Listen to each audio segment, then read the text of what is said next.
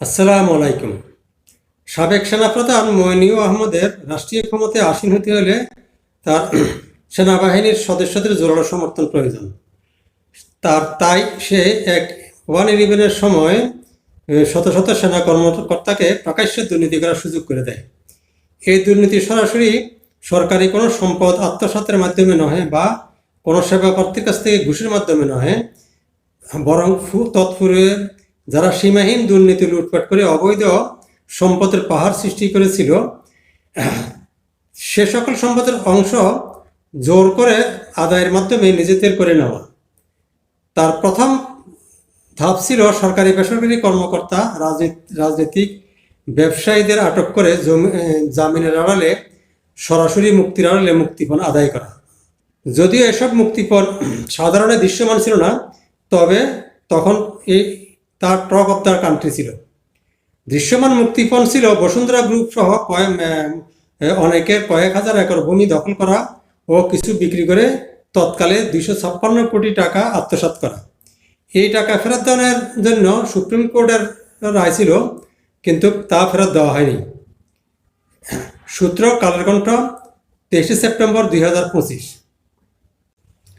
এই টাকাও জমি নিয়েই ক্ষমতা হয়নি। পরবর্তীকালে তৎকালীন প্রধানমন্ত্রী শেখ হাসিনার মাধ্যমে চাপ দিয়ে জলসিঁড়ি প্রকল্পের জন্য প্রায় 1000 একর ভূমি বসুন্ধরা থেকে নেয় এবং তা উন্নয়নের কাজও বসুন্ধরাকে দিয়ে করায়।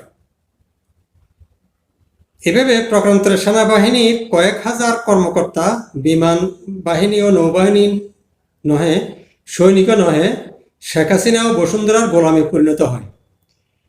শেখ হাসিনার পতন হলেও বসুন্ধরা অক্ষুণ্ণ থাকে। বসুন্ধরার কাছে কয়েক হাজার সেনা কর্মকর্তাও গোলাম হয়েই আছে। কেননা বসুন্ধরা কাকে প্রকাশ্যে গোপনে কি দিয়েছে তার সকল রেকর্ড, অডিও, ভিডিও তাদের কাছে আছে, অর্থাৎ বসুন্ধরার কাছে আছে।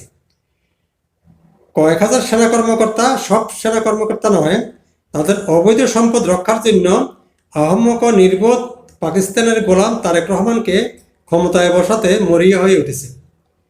জামায়াতের জনৈক এমপি প্রার্থী সম্প্রতি বলেছেন যে সেনা কর্মকর্তারা বাঁচার জন্য পা ধরেছিল এবং গোলাম হয়ে গেছে। সেনাবাহিনীর তরফ থেকে এর কোনো প্রতিবাদ আসেনি। এসব থেকে এটা সুস্পষ্ট যে সবাই নহে, কতিপয় সেনা কর্মকর্তা আগে ছিল শেখ হাসিনার গোলাম, বর্তমানে হয়ে গেছে বিএনপি জামায়াতের গোলাম। বসুন্ধরা প্রকাশ্যে কীভাবে রেকর্ড রাখে?